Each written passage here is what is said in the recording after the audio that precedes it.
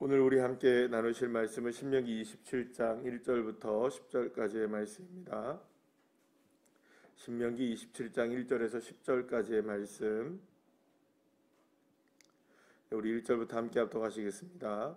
모세와 이스라엘 장로들이 백성에게 명령하여 이르되 내가 오늘 너희에게 명령하는 이 명령을 너희는 다 지킬지니라.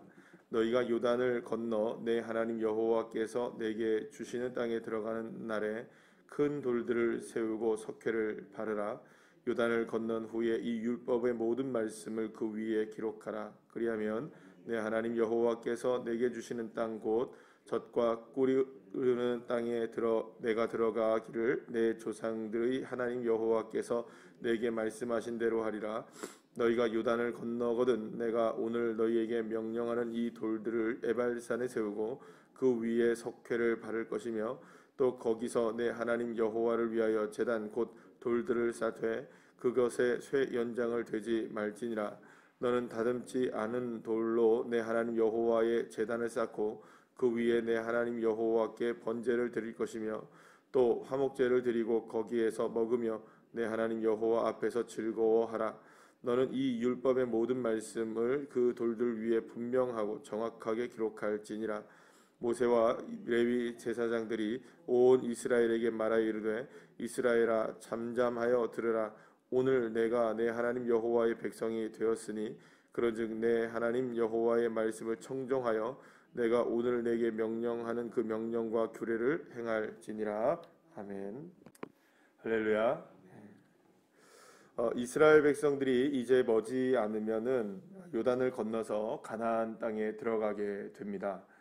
이제 가나안 땅은 그야말로 이스라엘 백성들이 지금까지 그토록 바라고 고대했던 젖과 꿀이 흐르는 하나님의 축복을 누릴 수 있는 놀라운 시간이 이제 다가오게 되는 것입니다.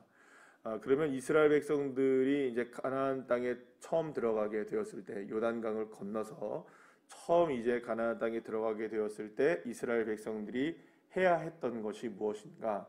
하나님은 이스라엘 백성들에게 가장 먼저 이스라엘 백성들이 가나안 땅에 들어가자마자 해야 할 것은 큰 돌을 가져다가 그것에 회를 칠하고 거기에 하나님의 율법의 말씀을 그것에 새겨 기록하라고 말씀하십니다. 여기서 회를 칠하는 큰 돌을 회를 칠하라는 것은 흰색으로 만들라는 것이죠. 그러니까 이 그 돌을 어디서든지 누구든지 쉽게 눈에 띌 수 있도록 그 돌을 만들어서 거기에다 그럼 무엇을 기록하라는 것일까요? 하나님의 말씀을 기록하라는 것입니다. 그러니까 가장 먼저 해야 했던 것이 무엇입니까? 하나님의 말씀을 기록하는 것이었죠. 그래서 그 말씀을 기록하고 그 말씀을 결코 잊지 않고 그 말씀대로 살겠다고 또 다짐하고 또 그 말씀이 이스라엘 백성들을 이끌어갈 수 있도록 해라라는 것을 분명하게 말씀하고 있습니다. 또한 오늘 본문의 말씀을 보면 제단을 쌓으라고 말씀을 하는데요. 그 제단도 그 어떤 그 사람의 손길로 닿지 않은, 그냥 말하면 제단하지 않은, 그러니까 뭐 어떤 그 도구로 잘라내지 않은 그대로의 자연석을 가지고 그 제단을 쌓으라고 말합니다. 그러면 그 자연석을 가지고 제단을 쌓으라는 말은 하나도 그 인간의 생각과 인간의 마음 그리고 또 인간의 계획대로 재단하지 말아라라는 것이죠. 그러면 결국 이 말은 무슨 말일까요? 하나님의 말씀을 인간의 생각대로 마음대로 이렇게 재단해내거나 잘라내거나 혹은 더하거나 그러니까 1.1핵이라도 더 입히거나 덜하지 말라. 하나님의 말씀은 있는 그대로의 하나님의 말씀이어야 한다는 것을 분명하게 말씀하고 있습니다. 자, 그런데 오늘 본문에 이렇게 보시게 되면 이렇게 하나님의 말씀의 기념비를 세우게 되고 또 제단을 세우는 그곳이 어디냐? 오늘 본문에 여러분들 말씀을 보게 되면 4절 말씀을 보면 그 돌들과 그 기념비와 그 제단을 어디에 쌓으라고 말합니까? 에발산에 세워라라고 얘기합니다. 그러니까 이스라엘 백성들에게는요, 그 가나안 입구에 보면 두 가지의 산이 있었습니다.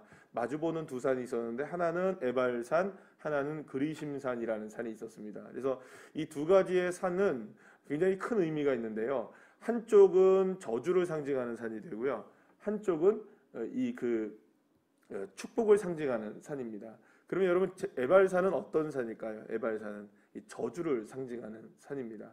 축복을 상징하는 산은 어떤 산일까요? 그러면 그리심산이 축복을 상징하는 산입니다. 그러면 여러분 생각해 보세요. 우리가 보통 생각할 때는 그 하나님의 말씀의 그 돌들을, 기념비를, 그리고 또 제단을 어디에 쌓는 게 맞습니까?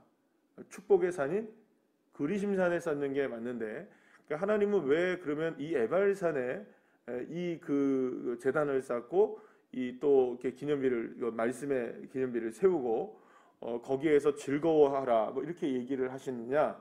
그거는 이런 의미가 될 것입니다. 결국에는 이 저주의 산에도 하나님의 말씀이 세워지고 또 하나님의 제단이 세워지게 되면 그 산도 무엇이 될 수 있다는 걸까요? 축복의 산이 될 수 있다는 겁니다. 그러면 결국에 여러분 한번 생각해 보시죠. 젖과 꿀이 흐르는 땅, 젖과 꿀이 흐르는 땅에 지금 이스라엘 백성들이 들어가잖아요.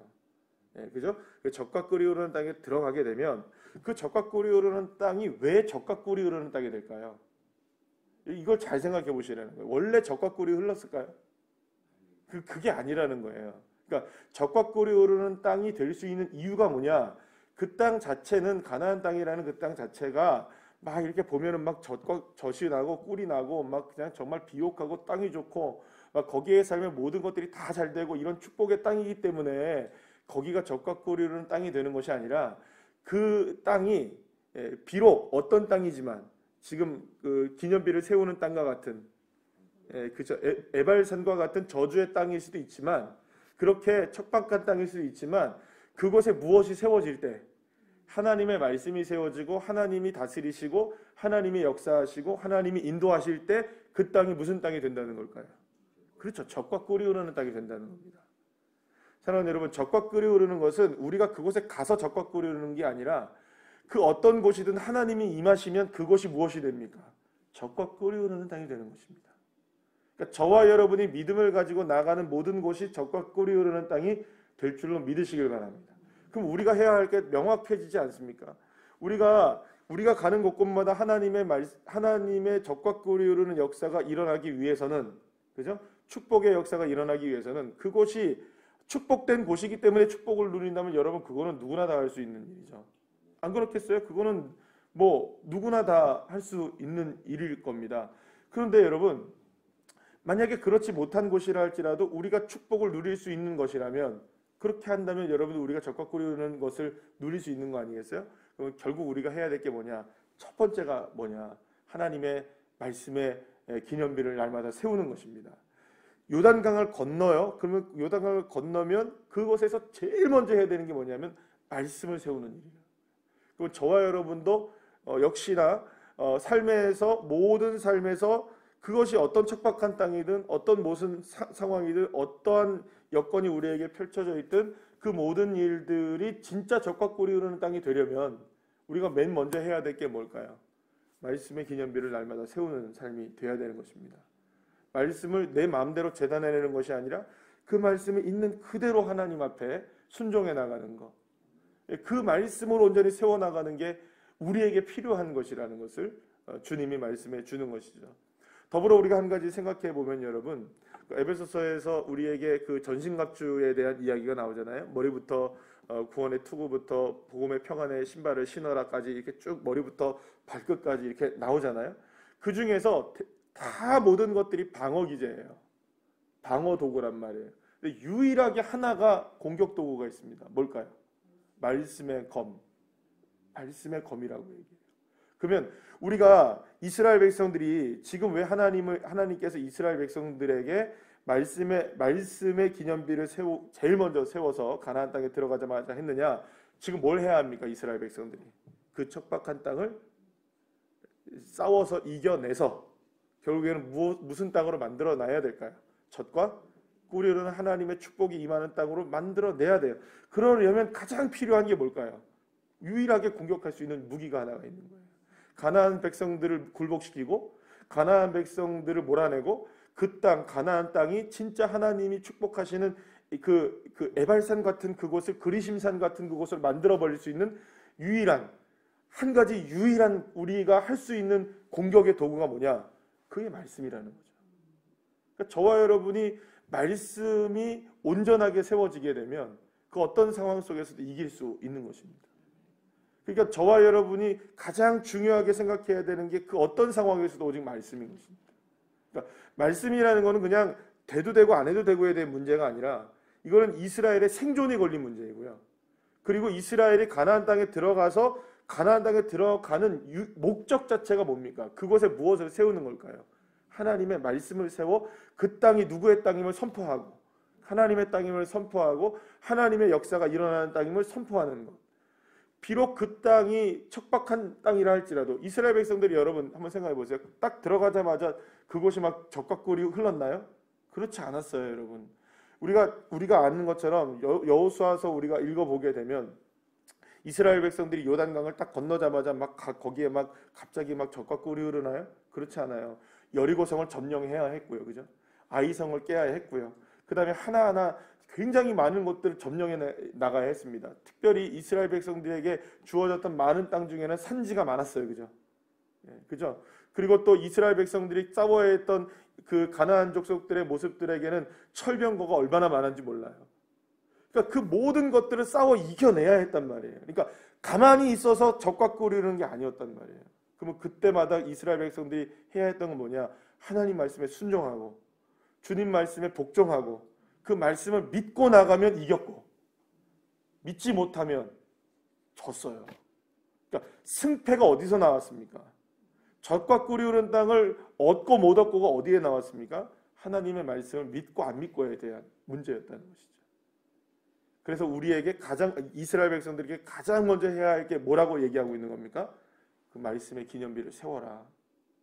가장 먼저 해야 할 것. 아니 땅에 들어가서 여러분들 생각해 보세요. 얼마나 바빠요. 지금처럼 여러분 무슨 뭐 이렇게 컴퓨터로 해가지고 쭉 이렇게 하는 시대가 아니잖아요. 큰 돌에다가 여러분 우리가 지금 보지만 신명기의 이 말씀이나 레위기나 레위기나 출애굽기에 나와 있는 그 수많은 율법들을 하나하나 뭘로 해야 되는 겁니까, 여러분?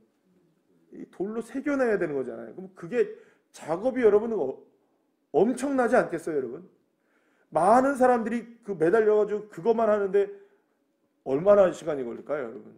도대체 한번 생각을 해보세요. 이스라엘 백성들은 그거 기다리고 있어야 돼, 계속. 그걸 생각해 보시면 여러분 이거 꼭 그렇게 해야 되나? 그냥 기억하며 살면 되는 거 아닌가? 아니에요. 새기라는 겁니다. 세우고 새기고 회를 칠해서 드러내고 하나님의 말씀은 그렇게 해서 살아내야 되는 것입니다. 시간이 걸려도 살아내야 되고요. 새겨야 되고 세워야 되고 드러내야 되고 할렐루야. 그게 저와 여러분이 해야 할 일들인 겁니다. 지금 우리가 그러니까 벌써 이제 10월의 마지막이잖아요. 이제 내일이 10월의 마지막 날인데요. 이렇게 생각해 보면 올 한 해 어떻게 갔나 싶으면 코로나로 시작해서 코로나로 끝나고 있는 것 같은 느낌이에요. 뭐 했지? 코로나밖에 남는 게 없는 것 같아요. 그래서 멍해지는 것 같아요. 우리가 뭐 했을까? 우리는 뭘 하며 살았을까? 이렇게 혼미해진 이 시대 속에서 우리가 무엇을 했을까? 어제 밤에 이렇게 페이스북을 이렇게 보면서 유기성 목사님 글을 하나 봤는데 지금이야말로 누구를 잘 믿을 때냐? 예수님 잘 믿을 때라는 거예요. 지금이야말로 공감이 되었어요. 그렇습니다, 여러분. 저와 여러분 지금이야말로 예수님 말씀 잘 따르고 하나님 말씀을 지금이야말로 세워야 될 때가 아닐까.